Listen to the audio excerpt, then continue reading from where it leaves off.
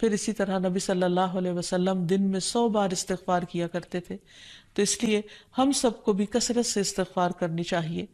استغفار بیماریوں کا علاج بھی ہے اور اللہ کے عذاب سے بچانے والا بھی، اللہ سبحانہ وتعالیٰ کی رحمت پانے کا ذریعہ ہے، اور پھر بارش کے نزول کا ذریعہ بھی ہے، زراعت میں برکت کا ذریعہ، کبیرہ اور صغیرہ گناہوں سے معافی کا ذریعہ، اچھا اعمال نامہ پانے کا ذریعہ. یعنی قیامت کے دن انسان کو جن کی بخشش ہوگی ان کو خوشخبری دی جائے گی اور ان کا نامہ اعمال جو ہے وہ بہترین نامہ اعمال ہوگا.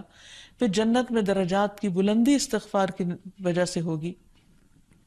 تو اس لیے ضروری ہے کہ ہم اٹھتے بیٹھتے اپنے گناہوں کی معافی مانگتے رہیں، اور استغفار کے لیے انسان اپنی زبان میں بھی اللہ تعالیٰ سے بخشش مانگ سکتا ہے. لیکن بہتر یہ ہے کہ اگر انسان قرآنی دعاؤں اور مسنون دعاؤں کا سہارا لے اور ان کو سیکھ بھی لے، کیونکہ یہ ہم سب کی ضرورت ہے. سورۃ نوح میں اللہ سبحانہ و تعالیٰ فرماتے ہیں، حضرت نوح علیہ السلام نے اپنی قوم کو استغفار کرنے کو کہا، اور کیا کہا؟ فَقُلْتُ اسْتَغْفِرُوا رَبَّكُمْ، میں نے اپنی قوم سے کہا کہ اپنے رب سے استغفار کرو، اپنے رب سے معافی مانگو. تو نتیجہ کیا ہوگا؟ اِنَّهُ كَانَ غَفَّارًا، بے شک وہ بہت زیادہ معاف کرنے والا ہے. يُرْسِلِ السَّمَاءَ عَلَيْكُمْ مِدْرَارًا، تم پر آسمان سے خوب بارشیں برسائے گا، آسمان کو تم پر برسنے والا بنا دے گا. وَيُمْدِدْكُمْ بِأَمْوَالٍ وَبَنِينَ، تمہیں مال اور بیٹوں سے مدد دے گا. وَيَجْعَلْ لَكُمْ جَنَّاتٍ، تمہارے لیے باغات بنائے گا. وَيَجْعَلْ لَكُمْ أَنْهَارًا، اور تمہارے لیے نہریں جاری کر دے گا. آپ دیکھیں کہ ایک انسان کی خواہش کیا ہوتی ہے کہ اس کو کیا کچھ ملے، یعنی رہنے کا مقام اور حالات جو ہیں وہ پرسکون ہو. پھر اس کے بعد یہ کہ مال ہوں، بیٹے ہوں، باغ ہوں، اور زندگی کی اور آرائشیں اور نعمتیں ہوں. یہ ساری چیزیں کہاں سے ملتی ہیں، کیسے ملتی ہیں؟ استغفار سے ملتی ہیں.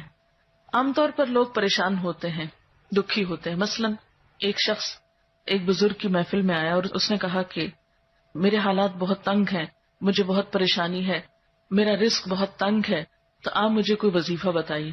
تو انہوں نے اس کو کہا کہ کثرت سے استغفار پڑھو. دوسرا آیا، اس نے کہا بچوں کی شادی نہیں ہوتی، تو آپ نے اس کو بھی کیا بتایا کہ کثرت سے استغفار کرو.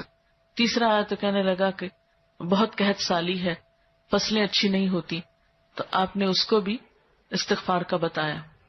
تو کسی نے ان سے پوچھا کہ بھائی 3 لوگ آپ سے 3 ڈفرنٹ مسئلے لے کر آئے ہیں، اپنی پریشانیاں لے کر آئے ہیں، آپ نے تینوں کو ایک ہی چیز بتائی ہے.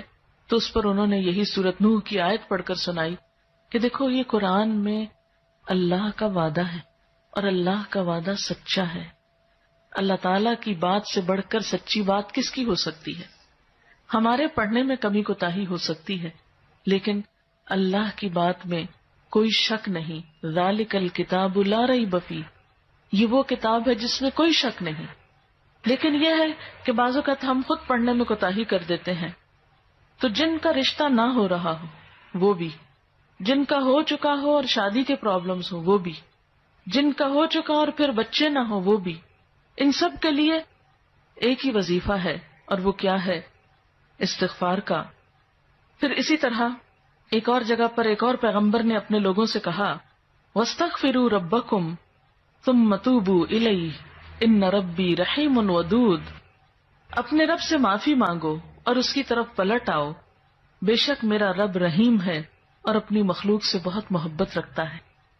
یعنی جب کسی بندے پر کوئی تکلیف آتی ہے تو ایسا نہیں کہ اللہ تعالیٰ اس پر خوش ہوتے ہیں اور جان بوجھ کے ستانا چاہتے ہیں بندوں کو. اللہ تو بندوں کے حق میں بہت مہربان ہے. پھر سوال یہ پیدا ہوتا ہے کہ تکلیف آتی کیوں؟ اگر وہ ہم سے محبت کرتا ہے اور وہ بہت مہربان ہے. تو بات یہ ہے کہ کچھ چیزیں ہم اچھے حالات میں سیکھتے ہیں اور کچھ چیزیں ہم ہارڈ شپ سے سیکھتے ہیں. کچھ نعمتوں کی قدر ہم اچھے طریقے سے ویسے ہی کر لیتے ہیں، اور کچھ چیزوں کی قدر ہمیں اس وقت آتی ہے جب کوئی مشکل پیش آتی ہے. آپ دیکھیے کہ اس کی مثال یوں ہی ہے کہ جیسے کچھ کھانے آپ کچے ہی کھا لیتے ہیں، جیسے فروٹس وغیرہ ہیں، آپ کو پکانے کی ضرورت نہیں ہوتی، لیکن کچھ کھانے آپ کو پکا کر کھانے ہوتے ہیں.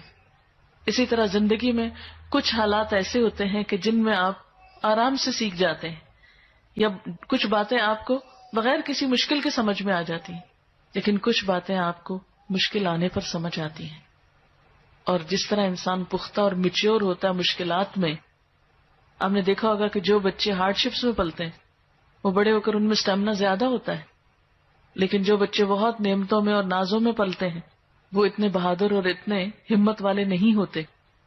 اس لیے دھوپ اور چھاؤں، غم اور خوشی، دونوں اس کائنات کا حسن ہے. دن اور رات ایک بہت بڑی نشانی ہے ہمارے لیے. تو اس لیے جب تکلیف آتی ہے تو اس موقع پر انسان اللہ کی طرف زیادہ رجوع کرتا ہے، اللہ کو زیادہ یاد کرتا ہے، زیادہ ذکر کرتا ہے، اور اس طرح انسان کے گناہ دنیا میں ہی معاف ہونے لگتے ہیں. ایک اور جگہ پر آتا ہے وَأَنِ اسْتَغْفِرُوا رَبَّكُمْ ثُمَّ تُوبُوا إِلَيْهِ يُمَتِّعْكُمْ مَتَاعًا حَسَنًا، اور یہ کہ تم اپنے رب سے معافی چاہو اور اس کی طرف پلٹ آؤ تو وہ تم کو اچھا سامان زندگی دے گا. یعنی دنیا کی اچھی نعمتیں کس سے ملیں گی؟ استغفار سے.